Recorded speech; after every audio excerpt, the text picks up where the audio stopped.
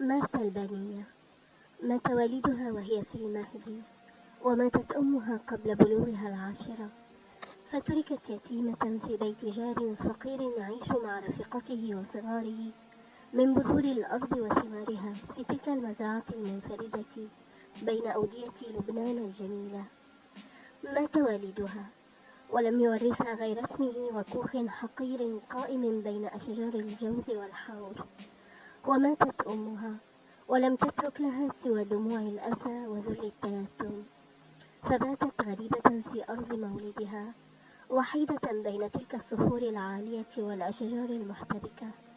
وكانت تسير في كل صباح عارية القدمين رثة الثوب وراء بقرة حلوب إلى طرف الوادي حيث المرعى الخصيب، وتجلس بظل الأغصان مترنمة مع العصافير،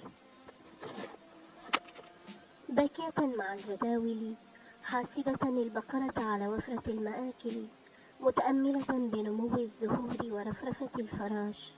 وعندما تغيب الشمس ويضنيها الجوع ترجع نحو ذلك الكوخ وتجلس مع صبية ملتهمة خبز الذرة مع قليل من الثمار المجففة والبقول المغموسة بالخل والزيت، ثم تفترش القش اليابس مسندة رأسها بساعديها وتنام متنهدة متمنية لو كانت الحياة كلها نوما عميقا لا تقطعه الأحلام ولا تليه اليقظة. وعند مجيء الفجر ينتهرها وليها لقضاء حاجة، فتهب من رقادها مرتعدة خائفة من سخطه وتعنيفه.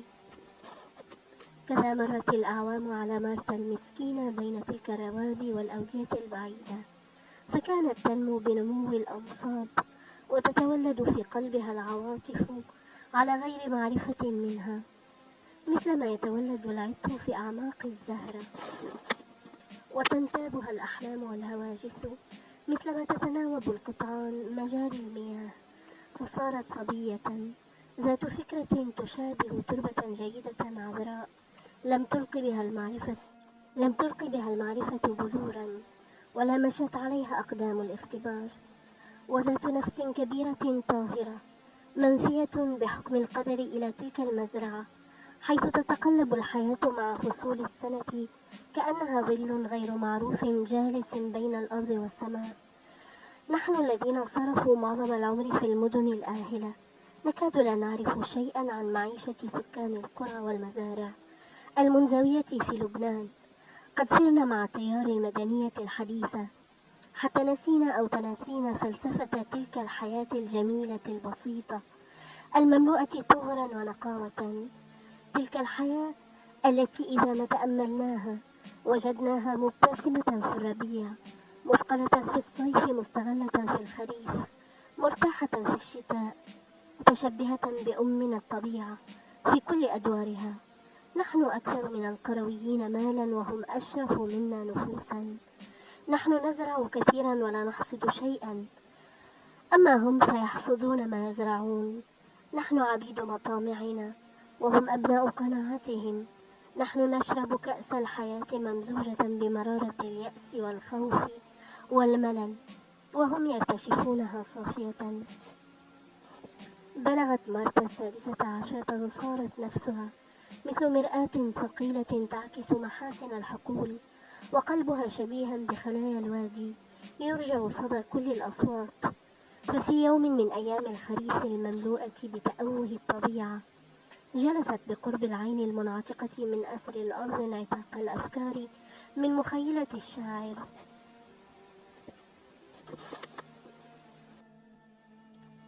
تتأمل باضطراب أوراق الأشجار المصفرة، وتلاعب الهواء بها مثلما يتلاعب الموت بأرواح البشر. ثم تنظر نحو الزهور فتراها قد ذبلت ويبست قلوبها حتى تشققت وأصبحت تستودع التراب بذورها، مثلما تفعل النساء بالجواهر والحلي أيام الثورات والحروب. وبينما هي تنظر إلى الزهور والأشجار وتشعر معها بألم فراق الصيف، سمعت وقع حوافر على حصواء الوادي، فالتفتت وإذا بفارس يتقدم نحوها ببطء ولما اقترب من العين وقد دلت ملامحه وملابسه على ترف وكياسة، ترجل عن ظهره وحياها بلطف ما تعودته من رجل قط، ثم سألها قائلا: قد تهت عن الطريق المؤدية إلى الساحل، فهل لك أن تهديني أيتها الفتاة؟ وقد وقفت منتصبة كالغصن على حافة العين.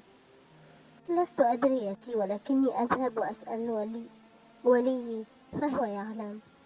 الكلمات بوجل ظاهر وقد أكسبها الحياء جمالا ورقة، وإذا همت بالذهاب أوقفها الرجل، وقد سرت في عروقه خمرة الشبيبة وتغيرت نظراته وقال: لا لا لا تذهبي. وقفت في مكانها مستغربة، شاعرة بوجود قوة في صوته تمنعها عن الحراك.